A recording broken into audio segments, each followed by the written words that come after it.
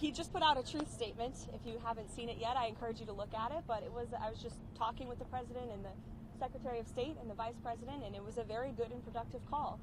It lasted more than 2 hours. There were various issues that were discussed. President Putin congratulated President Trump for solving the conflict in Israel and Gaza and bringing peace back to the Middle East. He also thanked the First Lady for her efforts to bring back children and save children in this brutal conflict.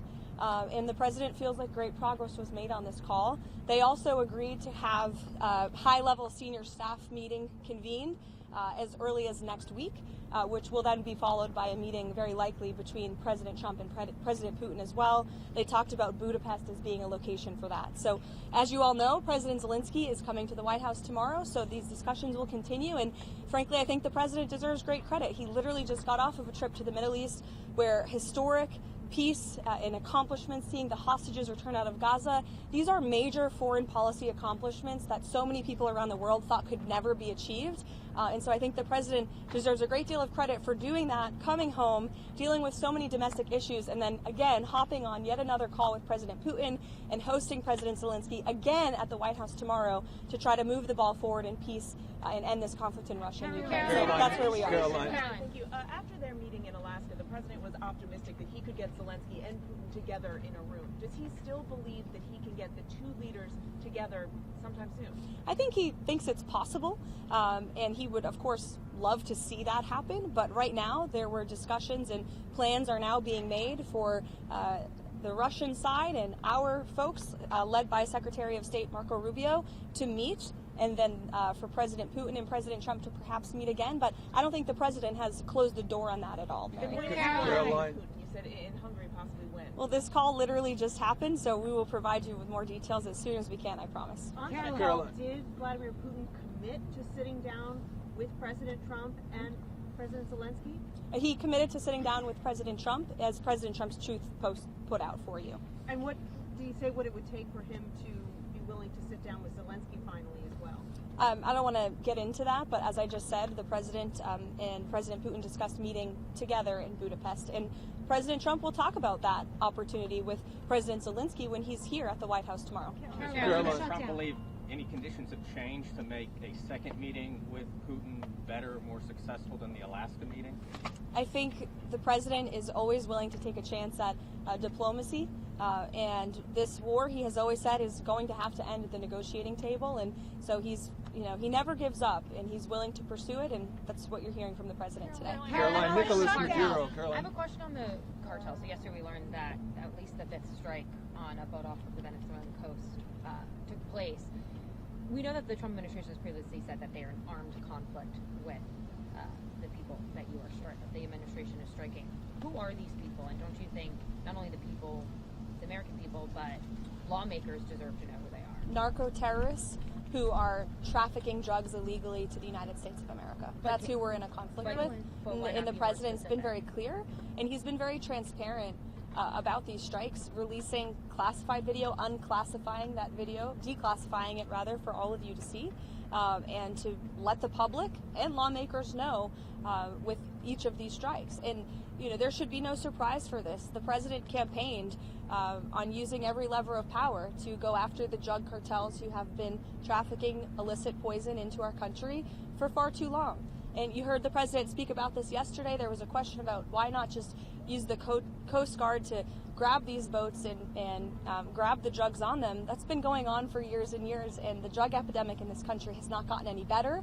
The cartels have only gotten more powerful. So the president is taking these unprecedented steps, and it's making a real impact. We are seeing less boats with lots of drugs coming into the shores of the United States of America as a result of these successful strikes, and I think the American people can expect them to continue. Caroline, Nicholas Maduro. Change up of leadership at the IRS, specifically putting some of Trump's main allies into leadership positions in the Criminal Investigations Division.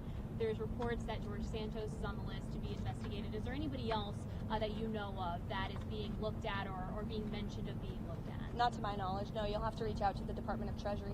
Nicholas Maduro. Does President Trump believe, Nicholas Maduro, the president of Venezuela, does President Trump believe his days are numbered there?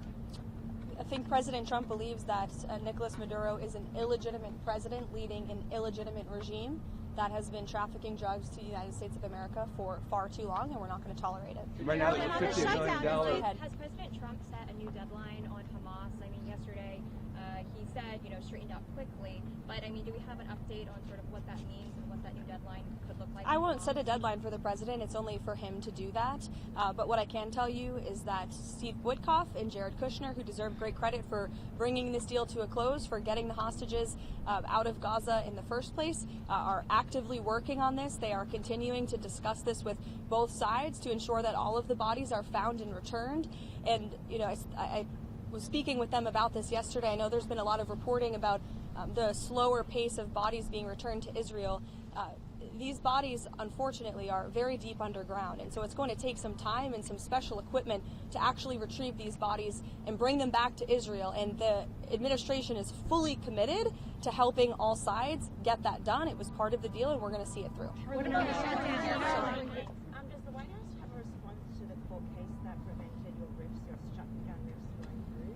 Does that take away the president's leverage to end the shutdown? I'm so glad you asked, because I have a very strong response. This is another far-left partisan judge who was smacked down by the Supreme Court in July for ruling on this exact same thing. In May, this judge tried to say that the President of the United States does not have the executive authority to hire and fire in the executive branch. Literally, nobody would ever try to make that argument except for someone who is extremely partisan.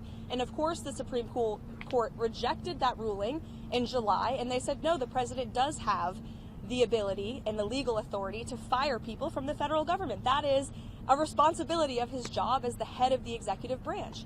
And so you have the same judge going back to the bench and ruling on the basis of politics. We are 100% confident we will win this on the merits of the law, and these layoffs are an unfortunate consequence of the government shutdown. We are now on day 16 of this Democrat shutdown. Democrats just voted again for the 10th time to keep the government closed and to keep the American people hostage. And we're seeing the consequences of it every day. We've had thousands of flights delayed and canceled. Air traffic controllers, TSA agents continue to work without pay. The president tapped into tariff revenue to keep WIC money for women and infants and children going out the door. The president found a creative solution to keep the troops paid. And rather than congratulate the president for doing that, this unprecedented action to get our troops paid, the Democrats want to sue him for it. They're saying that it's illegal. This just shows they don't care about the people who are hurting. They are shutting down the government purely for partisan politics because they don't like Donald Trump. And the only people that are suffering from that are federal government employees who are being laid off from their jobs, who are not being paid for their jobs, our military, our federal law enforcement, and the American people who can't catch a plane with holiday season coming up because flights are being delayed and canceled. Democrats need to do the right thing. And I don't know if you guys caught the CNN town hall last night with AOC and Bernie Sanders, but I sure did. And it's very clear that they are now the leaders of the Democrat Party. And the Democrats are in complete disarray. And we hope a few moderate Democrats with some common sense will step up to the plate and do the right thing to vote to open the federal government. Thanks.